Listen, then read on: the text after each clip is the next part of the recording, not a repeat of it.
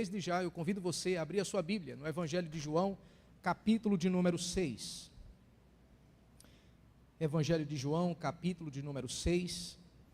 Você que nos visita nessa noite, seja muito bem-vindo, muito bem-vinda. Nós estamos tratando uma série de sermões no Evangelho de João, que tem como título ou tema, Quem é Jesus? E cada um desses sermões tem esse objetivo, mostrar para nós quem é a pessoa do Senhor Jesus. Então hoje estaremos dando continuidade, como eu já disse, o capítulo 6, que hoje nós estaremos concluindo este capítulo e teremos aí outros capítulos pela frente para estar estudando e meditando na palavra de Deus. Evangelho de João, capítulo 6, a partir do verso 66. É a última perícope desse capítulo, do verso 66 ao verso 71. Nos diz assim a palavra do nosso Deus. À vista disso, muitos dos seus discípulos o abandonaram e já não andavam com ele. Então perguntou Jesus aos 12, porventura quereis também vós, outros, retirai-vos? Respondeu-lhes Simão Pedro, Senhor, para quem iremos? Tu tens as palavras da vida eterna. E nós temos crido e conhecido que tu és o Santo de Deus. Replicou-lhe Jesus, não vos escolhi eu em número de 12? Contudo, um de vós é diabo. Referia-se ele a Judas, filho de Simão, Iscariotes, porque era quem estava para traí-lo, sendo um dos 12. Quero orar com você nesse instante e pedir com que Deus, através da sua palavra, nos guie nesse momento de meditação. Senhor, nosso Deus e Pai, estamos nós aqui diante da tua presença. E nós estamos aqui nessa noite com o objetivo de querer ouvir a tua palavra e se alimentar dela. Palavra essa que já foi lida no início do culto, cantada, orada, e agora nós estamos, ó Deus, meditando na tua palavra. Os nossos olhos, os nossos ouvidos e principalmente o nosso coração estão atentos à tua voz, à tua palavra. E eu rogo a ti que nessa noite o Senhor fale com cada um de nós. Tu conheces a nossa pequenez para entender a tua palavra. Dá-nos a graça, Senhor, através do teu Espírito, de discernir a tua vontade para a nossa vida nessa noite. De forma específica eu peço por mim. Tu conheces as minhas imperfeições e a minha incapacidade de traduzir a tua palavra para o teu povo. Sobre os meus ombros nessa noite pesa um peso descomunal, que é pregar a tua palavra. Por isso eu clamo, eu imploro pela ajuda e a ação e o auxílio do teu Espírito, para falar ao coração do teu povo através desse texto. Usa-me e fala com cada um de nós, nos alimenta com a tua palavra. Assim nós oramos e agradecemos no nome de Jesus. Amém. Queridos, nós passamos um bom tempo pregando em João capítulo de número 6. Na verdade, se você usa a nossa versão, são 6 perícopes, ou seja, 6 sermões que nós pregamos em João capítulo de número 6. Então hoje nós estamos concluindo a série de sermões no capítulo 6, um capítulo bem extenso, para que a gente possa apenas entender um pouco daquilo que nós tratamos durante todo esse tempo no capítulo 6. Eu gostaria de fazer uma retrospectiva. Talvez você esteja chegando hoje aqui pela primeira vez, não acompanhou essa série desde o início. E no capítulo 6, é um capítulo que se inicia com um milagre, o famoso milagre da multiplicação dos pães e dos peixes, a qual o Senhor Jesus multiplicou no meio daquela multidão. Logo após essa multiplicação, as multidões passaram a seguir o Senhor Jesus, o chamando de mestre, o chamando de Messias, e indo atrás de Jesus por conta do milagre que ele havia feito. Até que Jesus, olhando para aquelas multidões, disse, olha, vocês estão me procurando apenas pelos pães e pelos peixes que eu multipliquei. Vocês devem me procurar não pela comida que perece, porque eu posso aqui estar multiplicando pães e peixes todos os dias, mas isso não vai salvar a vida de vocês, nem alimentar o que eu quero alimentar na vida de vocês, que é a alma, é o espírito. Eu quero muito mais do que alimentar o estômago de vocês, é melhor com que vocês alimentem a alma de vocês. E é nesse momento que Jesus começa a fazer uma ligação daquele milagre, da multiplicação dos pães e dos peixes, com a sua pessoa, dizendo, eu sou o pão da vida. Vocês comeram esse pão que eu acabei de multiplicar, mas esse pão não vai dar vida a vocês. Mais cedo ou mais tarde, vocês vão morrer, com o passar do tempo. mas se vocês se alimentarem de mim, que sou o pão da vida, vocês terão vida eterna. Aquelas pessoas começaram a olhar para Jesus e começaram a dizer, mas como assim? Esse homem está dizendo que é o pão que veio do céu. Nós conhecemos esse homem, ele é filho de José, ele é filho de Maria, nós vimos ele crescer aqui no meio da aldeia, que história é essa que ele veio do céu? Jesus começa então a engrossar o discurso, começa a dizer, olha, vocês precisam se alimentar da minha carne e beber do meu sangue. Quem não se alimentar da minha carne e não beber do meu sangue, não pode ver a vida eterna, ou não pode ter a vida eterna. E aquelas pessoas começaram a dizer, olha, agora ele passou dos limites. Que história é essa? Ele quer que a gente seja canibal, comer a carne dele, beber o sangue dele.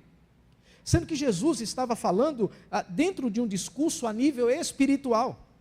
Isso já havia acontecido em outros capítulos. Por exemplo, em João no capítulo 3, Jesus diz a Nicodemos, Nicodemos, é necessário com que você nasça de novo.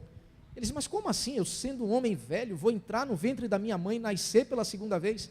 E naquele momento Jesus começa a mostrar que aquele novo nascimento é algo espiritual. Depois, um pouco mais à frente, Jesus vai conversar com a mulher samaritana. E nessa conversa ele diz, olha, eu tenho uma água que se você beber, você nunca mais terá sede. E ela começa a dizer, mas então me dá dessa água para que eu não venha nessa fonte tirar água. E Jesus começa a falar da pessoa do Espírito Santo. Ora, e por que essas pessoas não entendiam a linguagem, o discurso de Jesus? Isso acontece porque aquilo, Paulo havia falado a respeito disso na sua primeira carta aos Coríntios, quando ele vai dizer lá no capítulo 2, de que o homem carnal, ou seja, aquele que não nasceu de novo, ele não consegue entender as coisas do Espírito de Deus, porque elas se discernem espiritualmente. Tanto é que muitas vezes quando nós pregamos o Evangelho, falamos do Evangelho para alguém que ainda não se submeteu a Jesus Cristo, essas pessoas negam essa mensagem, desprezam essa mensagem. Por quê? Porque não nasceu de novo. A mente e o coração dessa pessoa ainda não foi transformado. E quando Jesus começa a falar desse discurso, havia pelo menos 3 grupos ali. As multidões que estavam ávidas pelos milagres que Jesus fazia, os discípulos, que eram pessoas que estavam seguindo Jesus, e havia os apóstolos. E exatamente nesse momento que entra os versos que nós acabamos de ler, verso 66 ao verso 71, onde muitos discípulos começam a abandonar Jesus. Perceba, o texto está falando não das multidões, porque as multidões já estavam rejeitando essa mensagem, mas discípulos começaram a abandonar o Senhor Jesus. De modo que os versos que nós acabamos de ler, vai colocar para nós pelo menos 3 testes, para mostrar para nós se nós somos ou não verdadeiros discípulos do Senhor Jesus. E é exatamente esse o tema que eu quero trabalhar com você nessa noite, à luz dos versos que nós acabamos de ler. Você realmente é um discípulo de Jesus? Será que você realmente já entendeu o que significa ser discípulo do Senhor Jesus? Será que você já entendeu que ser discípulo do Senhor Jesus, espero com que você já tenha entendido isso, é muito mais do que frequentemente vir à igreja, é muito mais do que frequentemente participar dos cultos, é muito mais do que participar dos cultos de Santa Ceia, é muito mais do que servir em um dos ministérios da nossa igreja, é muito mais do que ter seu nome no hall de membros da nossa igreja. Será que você já entendeu isso? E esses versos vai colocar diante de nós pelo menos 3 testes para fazer com que a gente perceba se somos ou não verdadeiros discípulos do Senhor Jesus. E o primeiro teste que a palavra de Deus coloca diante de nós é como nós reagimos quando somos confrontados pela palavra de Deus. Esse é o primeiro teste que os primeiros versos estão colocando diante de nós. Como nós reagimos quando somos confrontados pela palavra de Deus?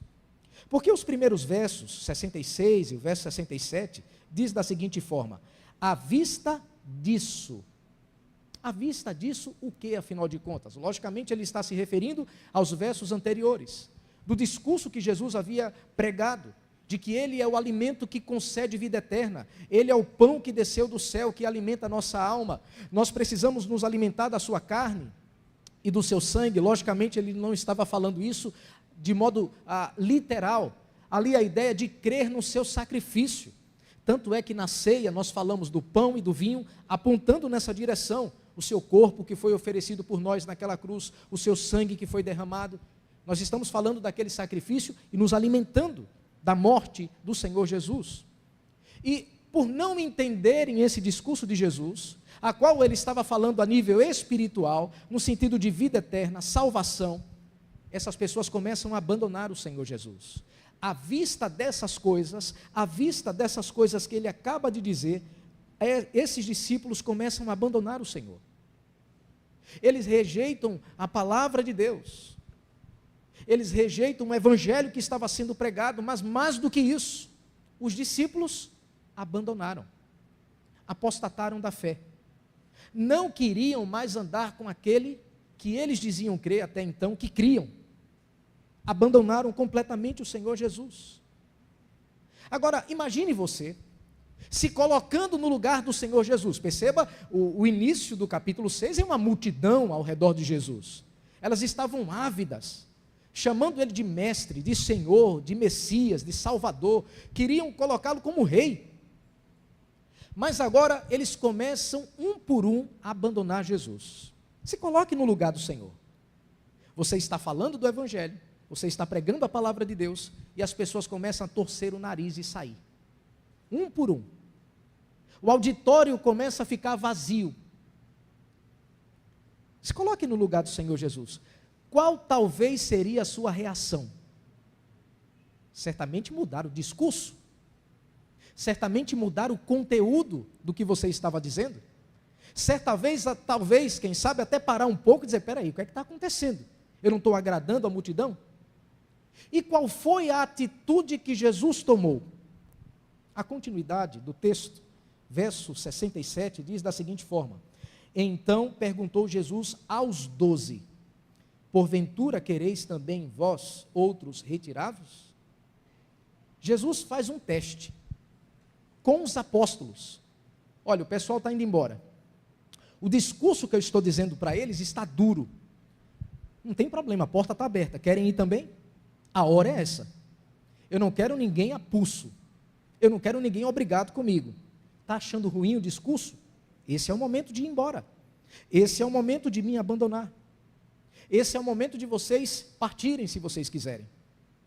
Queridos, isso nos mostra uma lição muito clara. Jesus não está preocupado com números. Jesus está preocupado com qualidade. Ele não está preocupado com grandes igrejas lotadas, multidões o seguindo. Está nem aí. Porque se você ler a continuidade, os versos anteriores, melhor dizendo, de João capítulo 6, você vai perceber Jesus dizendo que ele conhecia muito bem o coração daquelas pessoas que estavam seguindo a ele e que depois o abandonaram. Ele está nos mostrando que ele não está preocupado com quantidade, com igreja cheia, com igreja abarrotada. Ele está preocupado com qualidade, verdadeiros discípulos. Por isso que ele nunca iludiu ninguém. Se alguém aqui nessa noite está iludido, é melhor você repensar o que significa ser discípulo do Senhor Jesus. Por exemplo, em Lucas, no capítulo 9, verso 23, ele começa a dizer, dizia a todos, se alguém quer vir após mim, a si mesmo se negue. Dia a dia tome a sua cruz e siga-me. Pois quem quiser salvar a sua vida, perdê-la-á. Quem perder a sua vida por minha causa, esse a salvará. Ele nunca iludiu ninguém. Vocês querem me seguir? Vocês querem ir atrás de mim? Vocês querem realmente ser os meus discípulos? Negue-se e tome a sua cruz. Símbolo de morte. Ou seja, você vai precisar morrer para si mesmo. Para se submeter a mim, para caminhar comigo, para se tornar meu discípulo, você vai precisar negar a sua própria vontade, os seus próprios desejos. Isso significa ser crucificado. Negue-se. Um pouco mais à frente, em outro discurso, em Mateus no capítulo 7, a partir do verso 13, ele começa a dizer às multidões, entrai pela porta estreita, larga é a porta e espaçoso o caminho que conduz à perdição, e são muitos os que entram por ela. Porque estreita é a porta e apertado o caminho que conduz para a vida eterna, e são poucos os que acertam com ela. caminho é estreito, a porta é estreita. São muitos os que entram pela porta larga, pelo caminho largo, estão caminhando para a perdição. Mas se vocês quiserem ser meus discípulos, a porta é estreita, o caminho é estreito. Não vai ser fácil. Ou seja, Jesus nunca iludiu ninguém. Queridos, isso nos mostra que a palavra de Deus, que a Bíblia, ela não é uma caixinha de promessa. Já viu aquelas caixinhas de promessa que geralmente vem geralmente as partes doces da Bíblia, né? Você vai tirando ali e tal, aquela coisa, nunca vem uma palavra dura, é só promessa ali, bênção. A Bíblia não é uma caixinha de promessa, onde você vai retirar dela apenas as partes que você gosta, apenas as partes adocicadas da Bíblia, apenas as partes que não confrontam o nosso pecado e a nossa vontade, e a nossa natureza. Porque se você cair nesse erro, como diz Juan Carlos Ortiz, nós estaremos criando o quinto evangelho. Sabe qual é o quinto evangelho? É o nosso evangelho, aquele que a gente criou, os recortes que nós fizemos da Bíblia, a nossa caixinha de promessa, onde nós escolhemos alguns textos da Bíblia e desprezamos outros textos. E infelizmente, meus irmãos, muitos líderes estão aliviando o discurso para afagar o coração e o ego de suas igrejas. Talvez por perder likes, seguidores, aplausos, serem mal compreendidos ou mal interpretados, por perderem membros. Com isso as finanças da igreja caem. Com isso ele já não vai ser visto como alguém muito popular. Então vamos mudar a mensagem aqui, vamos adocicar essa mensagem, vamos alterar a palavra de Deus. Vamos pregar uma mensagem coach. Já viu esses coaches por aí? Que abrem a Bíblia e começam a falar da palavra de Deus, sendo que uma mensagem completamente fora dos princípios do padrão da palavra de Deus. São mensagens de autoajuda. São mensagens que diz que o poder está em você, que a mudança está em você, que 7 passos para você conquistar alguma coisa, e eles vão massageando o seu ego, vão enganando você, e pior que você cai, porque eles usam a Bíblia. Eu poderia dizer nomes aqui, mas preciso, por questão de ética, eu prefiro nem dizer, de alguns coaches muitos famosos por aí, e que nós entramos por esse caminho, ouvindo esses homens, que não confronta o pecado, que não confronta o erro, que não confronta a nossa natureza. Ou quem sabe até aqueles pregadores que abraçam a famigerada teologia da prosperidade, que diz que você, olha, nunca vai ficar doente, você nunca vai ser pobre, e se você está doente, está pobre, você está em pecado, no final das contas. Mas que eles não leram o livro de Jó, né? Ou até Paulo, dizendo que também passou por situações adversas na vida dele, ficando até doente inclusive. Mas são essas mensagens que muitas vezes nós ouvimos. Esse tipo de mensagem, é verdade, enchem as igrejas, mas são igrejas cheias de pessoas vazias. Porque a única mensagem que pode mudar o coração e trazer uma nova vida é a palavra de Deus. E essa palavra sim vai confrontar o pecador. Essa palavra sim vai confrontar o pecado. Essa palavra sim vai nos convidar ao arrependimento sincero, verdadeiro e genuíno. Se voltando para Jesus, é a única forma do homem ser liberto, do homem ser salvo.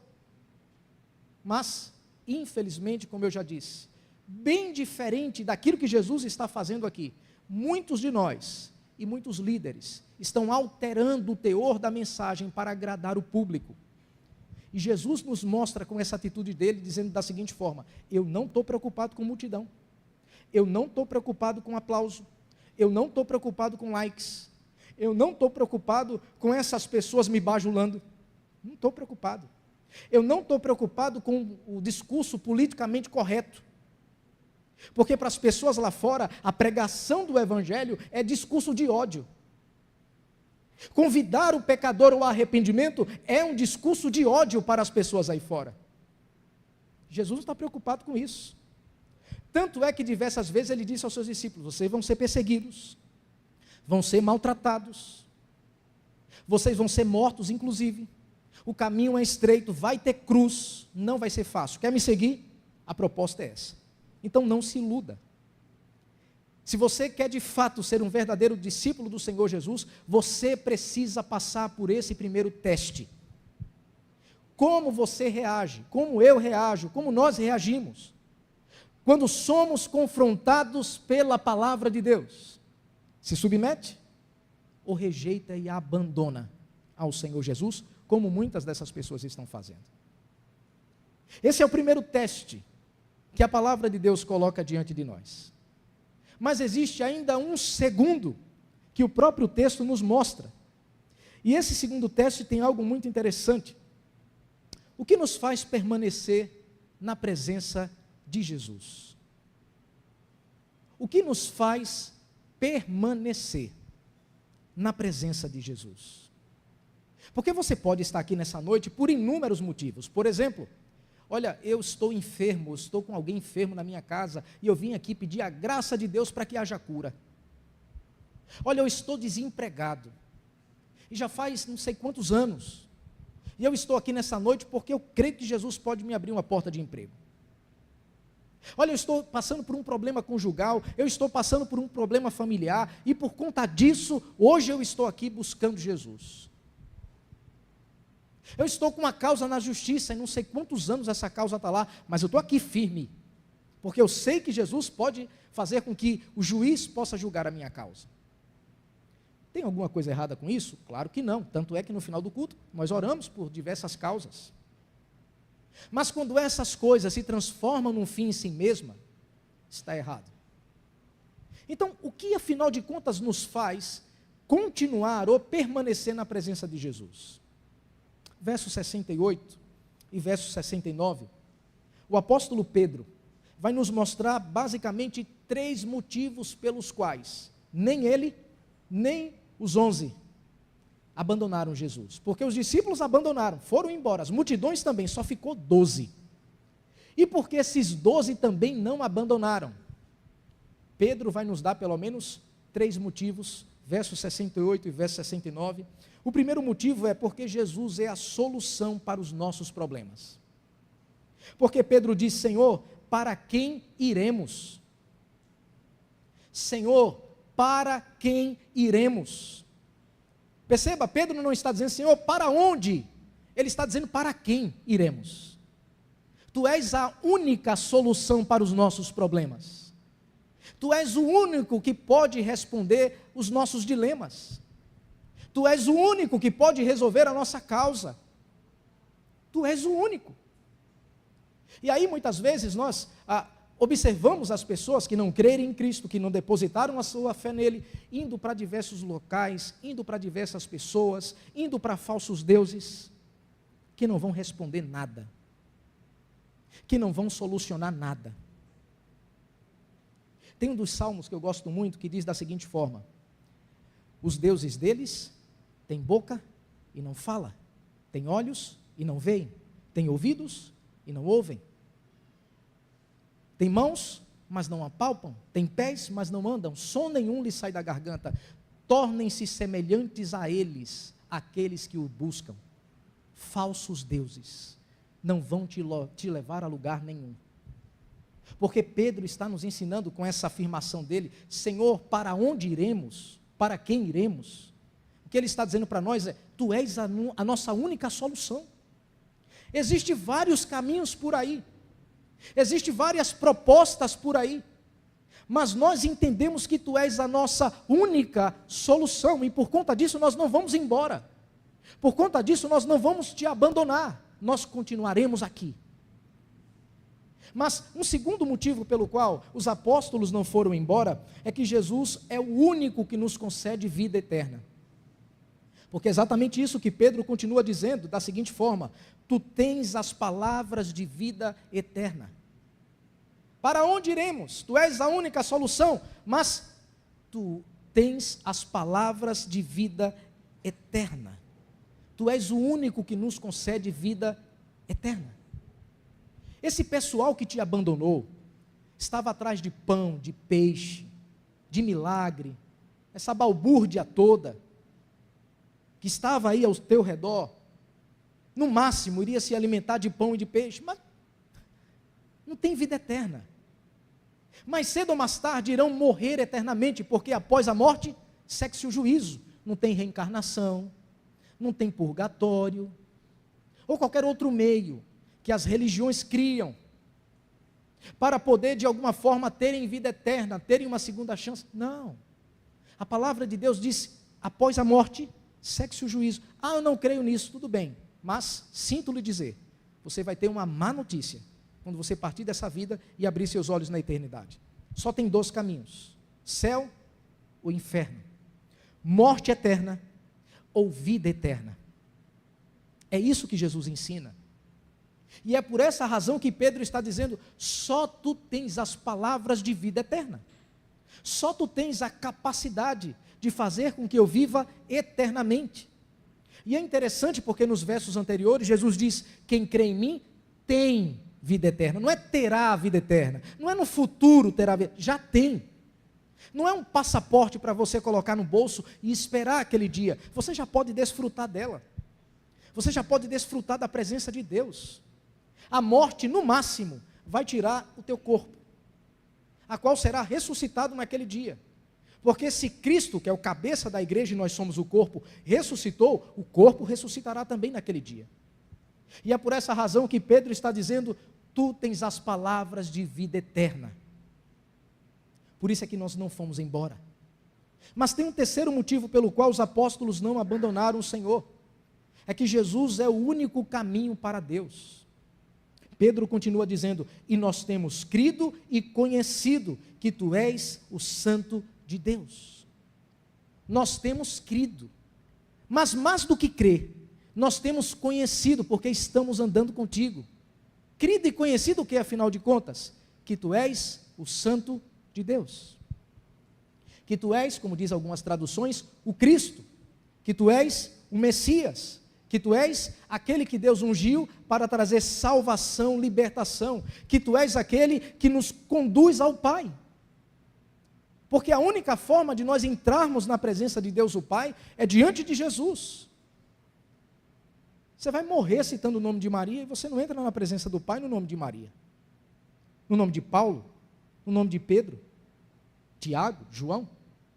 Qualquer outro apóstolo, qualquer outro nome está impedida a entrada na presença de Deus. Mas quando nós entramos na presença de Deus, é no nome de Jesus. Foi Ele que morreu pelos nossos pecados. E é por essa razão que Pedro está dizendo, nós temos livre acesso ao Pai por conta do Senhor. Porque nós temos crido e conhecido que Ele enviou o Senhor para nos guiar até Ele. O que é que isso tudo nos ensina? Como discípulos do Senhor Jesus, muitas vezes na nossa vida, nós iremos passar por problemas, nós iremos passar por adversidades, nós iremos passar pelo vale da sombra da morte. Ora é na área da saúde, ora é na área financeira, na área profissional, é na família, é em tantas outras áreas. Nós iremos passar por situações angustiantes para a nossa alma.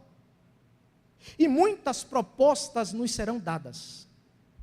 Muitos caminhos nos serão propostos para solucionar os nossos problemas, para nos trazer paz, para nos trazer alegria, para nos trazer esperança, para nos trazer conforto.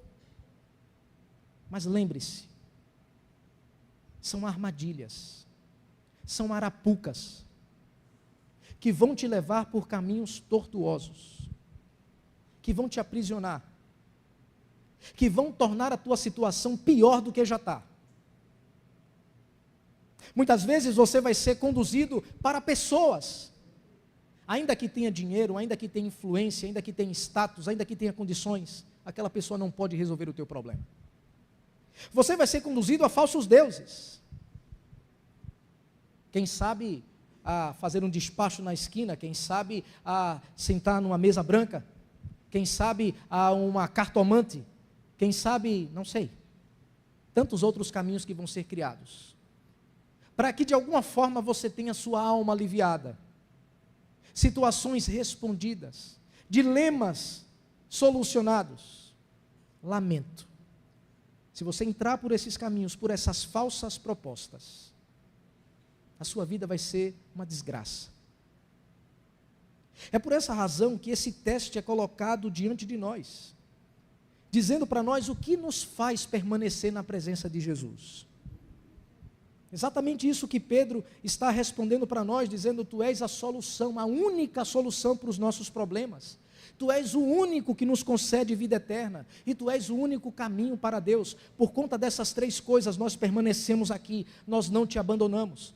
Se tem milagre de pão e peixe ou não, se o Senhor vai fazer ou não, nós estaremos aqui diante do Senhor. Nós não te abandonaremos. Bem que Judas poderia ter ido junto com esse pessoal, né? Mas não, é melhor Judas lá, porque foi exatamente o instrumento que Deus usou para trazer salvação para nós, usando a maldade do coração de Judas. Tanto é que os próximos versos vão dizer isso, para trazer salvação para cada um de nós. Mas o fato é, esses dois testes que aqui foram colocados para nós, já nos leva a refletir da seguinte forma: como eu reajo quando eu sou confrontado pela palavra? Me submeto ou abandono, ou desprezo, ou faço minha caixinha de promessa, ou crio o meu quinto evangelho? Segundo teste, o que me faz permanecer na presença de Deus? Será que o meu relacionamento com Ele é um relacionamento de barganha? Eu venho por aquilo que Ele pode me dar, eu venho por aquilo que Ele pode me oferecer, e ai dele se Ele não me oferecer, porque se não me oferecer eu não venho mais. É esse tipo de relacionamento que você tem com Deus? Desculpa, então você não é discípulo ainda. O que te faz permanecer na presença dEle? Pedro acaba de nos responder. Mas existe ainda um terceiro e último teste, a qual nós somos submetidos à luz desse texto, para saber se somos ou não verdadeiros discípulos do Senhor Jesus. O terceiro teste é: o que te faz crer que você é um verdadeiro discípulo de Jesus? Repito, o que te faz crer que você é um verdadeiro discípulo do Senhor Jesus? Ah, pastor, eu sou discípulo de Jesus porque eu escolhi Jesus. Sabe, eu fui lá e achei bonito esse discurso aí. Agora eu creio. Então fui e aceitei Jesus. Aí você pensa assim. Tem outros que dizem da seguinte forma: ah, eu sou discípulo do Senhor Jesus porque eu sou uma pessoa boa. Eu nunca matei, eu nunca roubei, eu nunca estuprei. Eu nunca fiz isso, eu nunca fiz aquilo. Eu sou uma pessoa assim, gente fina. Olha, a minha moral, eu posso não ser santo, mas a minha moral e a minha ética se sobressai de muita gente aí fora. Então assim, por isso que eu sou um verdadeiro discípulo do Senhor Jesus. É essa a concepção que você tem. Os últimos versos, versos 70 e verso 71, vai nos mostrar pelo menos dois motivos pelos quais você deve entender como você pode se tornar um verdadeiro discípulo. O primeiro deles é a eleição, a escolha, a predestinação. E o verso 70 nos mostra que a eleição é uma escolha divina. Verso 70, só a parte A. Veja o que o texto nos diz. Verso 70, a parte A diz da seguinte forma: replicou-lhes Jesus: não vos escolhi eu em número de 12? Não vos escolhi eu no número de 12? Perceba, Jesus está falando de uma escolha.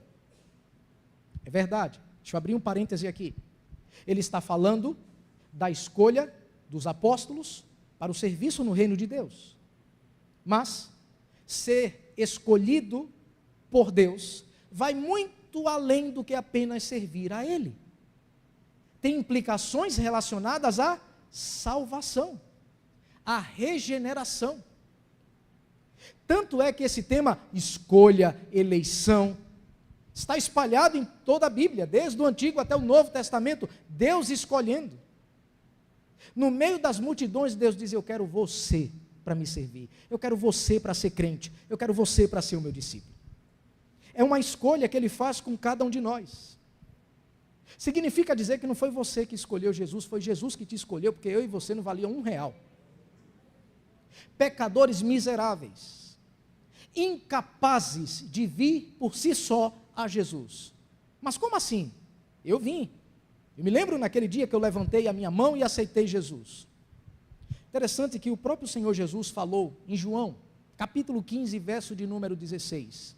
Ele diz da seguinte forma: Não fostes vós que escolhestes a mim, pelo contrário, eu vos escolhi a vós outros, e vos designei para que vades e deis fruto, e o vosso fruto permaneça. Não foi vocês que me escolheram, foi eu que escolhi vocês, com o objetivo de que vocês deem frutos, e o vosso fruto permaneça. E só nesse capítulo aqui, que é o capítulo 6, pelo menos por 3 vezes, Jesus faz essa mesma afirmação. Por exemplo, capítulo 6, se você quiser acompanhar, verso 37, Jesus diz assim: todo aquele que o Pai me dá, esse virá a mim, e o que vem a mim, de modo algum o lançarei fora. Ora, quem é que vai até Jesus para ser salvo, para aceitá-lo como Salvador? Todo aquele que o Pai me dá. Significa dizer que se Deus o Pai não trouxesse você até Jesus, você não viria nunca. Você só veio e só aceitou Jesus, e só se converteu dos seus pecados, e só se arrependeu aos pés de Cristo, porque o Pai, na sua soberania, predestinou, elegeu, escolheu você para vir até Jesus. Ah, não acredito. Então leia o verso 44 do capítulo 6. Verso 44 diz: ninguém pode vir a mim, se o Pai que me enviou não o trouxer, e eu ressuscitarei no último dia. Ninguém vai vir. Não vem um.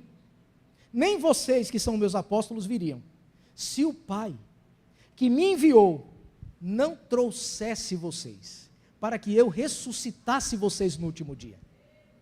Pastor, ainda não estou entendendo. No mesmo capítulo, verso 65. E prosseguiu, isso é Jesus falando: por causa disto é que eu vos tenho dito, ninguém poderá vir a mim, se pelo Pai não lhe for concedido. No original grego, porque nós estamos lendo aqui na língua portuguesa, mas o texto original é grego. O texto original grego diz algo estarrecedor, dessa história de o Pai trazer, o Pai conduzir até Jesus. Sabe o que o original grego diz? Da seguinte forma: se o Pai não arrastasse você, você não viria nunca. Não, eu não quero. Ele disse: você vai. Não, você vai até ele para ser salvo. Usando a linguagem do apóstolo Paulo, na sua carta aos Efésios, no capítulo 2, diz: sabe o motivo pelo qual nós não vamos até Jesus para sermos salvos? Paulo diz: vocês estavam mortos em delitos e pecados, incapazes de se levantar daquele túmulo. Se o Pai, na sua soberania, não tirasse vocês de lá e trouxesse o corpo de vocês até Jesus, vocês nunca seriam ressuscitados. O Pai arrastou vocês até Jesus. É por essa razão que ele está dizendo: não escolhi eu vocês no número de 12, não elegi, não predestinei, não chamei vocês. Vocês não vieram porque vocês quiseram, foi eu que trouxe vocês. Significa dizer que se você está aqui, e se você é um verdadeiro discípulo do Senhor Jesus, não foi porque você veio com as suas próprias pernas. Sinto lhe dizer, foi Jesus, Deus o Pai, que arrastou você e transformou você no verdadeiro discípulo. Significa dizer, você não se tornou discípulo por si só. Não foi a igreja que transformou você num discípulo, não sei quantos meses de discipulado, 1 ano de discipulado, não vai te transformar num discípulo não. No máximo vai encher a tua cabeça de teologia só. Quem te transforma num verdadeiro discípulo do Senhor Jesus é Deus o Pai, quando te predestina, quando te arrasta para Ele, e aí é que você se transforma num discípulo dele. Todavia, essa eleição, ela produz frutos. Se alguém se diz escolhido por Deus, salvo por Deus, predestinado por Deus, mas essa pessoa não manifesta os frutos da salvação, isso é uma mentira. E quem não diz isso? É o verso 70, parte B, e o 71. Acompanhe comigo, a continuidade do verso 70 diz: contudo, um de vós é diabo. Referia-se ele a Judas, filho de Simão Iscariotes, porque era quem estava para traí-lo, sendo um dos 12.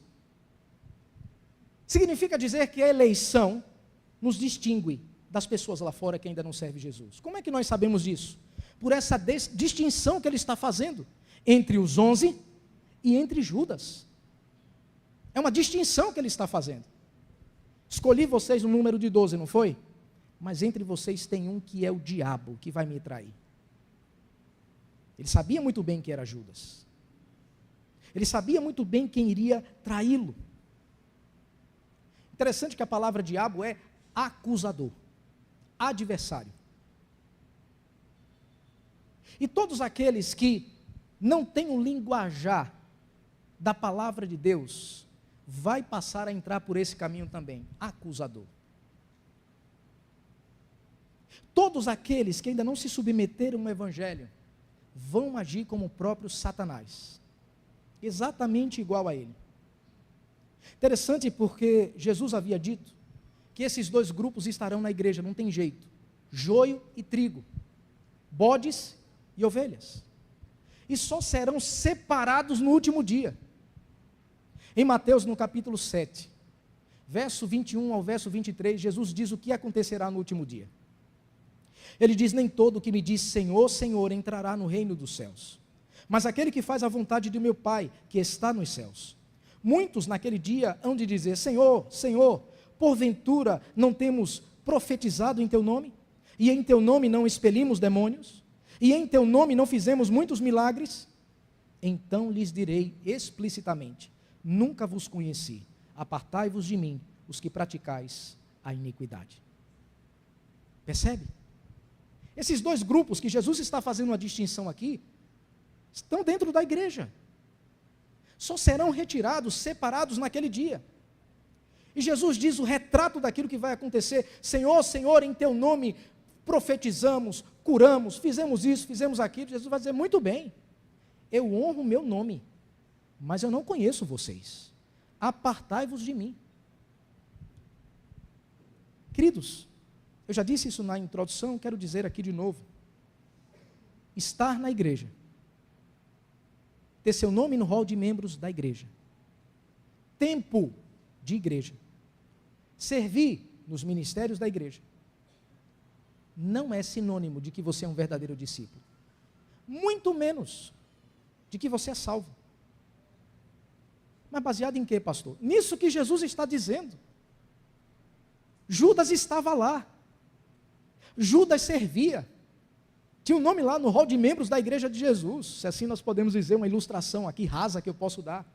Estava servindo, estava ouvindo os sermões que Jesus pregava, e não mudou nada no coração de Judas. Era ladrão, era o tesoureiro, era mentiroso, e não mudou nada, andando ao lado de Jesus, e nada mudou na vida daquela pessoa. Interessante isso. Queridos, isso deve levar os nossos cabelos a ficarem arrepiados, e levarmos um choque de realidade, e olharmos para nós mesmos e dizer: será que eu estou entrando também por esse caminho? Será que também eu estou me tornando semelhante a esse homem?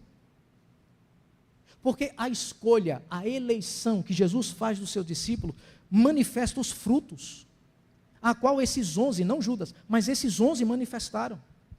Não é que não são perfeitos, eles não são. Pedro não era, Tiago não era, João não era, nenhum deles é perfeito. Cometeram pecados, mas amavam o Senhor Jesus, caminhavam com o Senhor Jesus. Deixa eu te fazer uma pergunta, e essa pergunta eu me faço: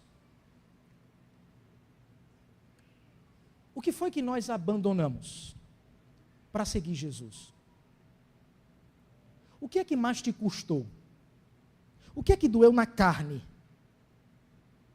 O que foi que você teve que deixar para trás, teve que deixar no passado, teve que abandonar para seguir Jesus? Perceba, eu não estou dizendo que você deve ser perfeito, eu não sou, você também não é. Mas o que foi que a gente deixou para trás? O que é que mais te custou? Faz uma retrospectiva, olhando para a vida desses 11 que tiveram que deixar muita coisa para trás. O que foi que eu, você, nós deixamos para trás para seguir o Senhor Jesus? Esse sermão nos leva nessa direção. Quando nós passamos por esses 3 testes, nós devemos olhar para a nossa vida e dizer: olha, eu sou igual aos apóstolos ou sou igual a esses discípulos que abandonaram o Senhor Jesus? Nós precisamos passar por esses 3 testes. E aqui eu encerro. Como você reage quando você é confrontado pela palavra de Deus? Se submete à palavra ou abandona a palavra e despreza o Senhor? O que é que te faz permanecer na presença de Jesus? Qual o motivo pelo qual te faz permanecer na presença dele? As coisas que ele pode te dar ou quem ele é? E como de fato você tem essa convicção de que de fato você é um verdadeiro discípulo? Só entendendo essas verdades que nós acabamos de ver. Eu fui eleito, eu fui salvo por Deus, eu não vim pelas minhas próprias pernas, pela minha própria força ou pela minha capacidade. E se eu fui eleito, eu manifesto os frutos dessa eleição através do arrependimento e de uma nova vida, caminhando com o Senhor, como esses 11 conseguiram, bem diferente de Judas. Você é um verdadeiro discípulo. É você que tem que analisar, à luz desses 3 testes que a palavra do Senhor acaba de colocar diante de nós. O meu desejo é que de fato, eu, você, todos nós, possamos, à luz desses testes, dizer: Senhor, fui reprovado nesse aqui ou naquele ali, mas me ajuda a ser um verdadeiro discípulo teu.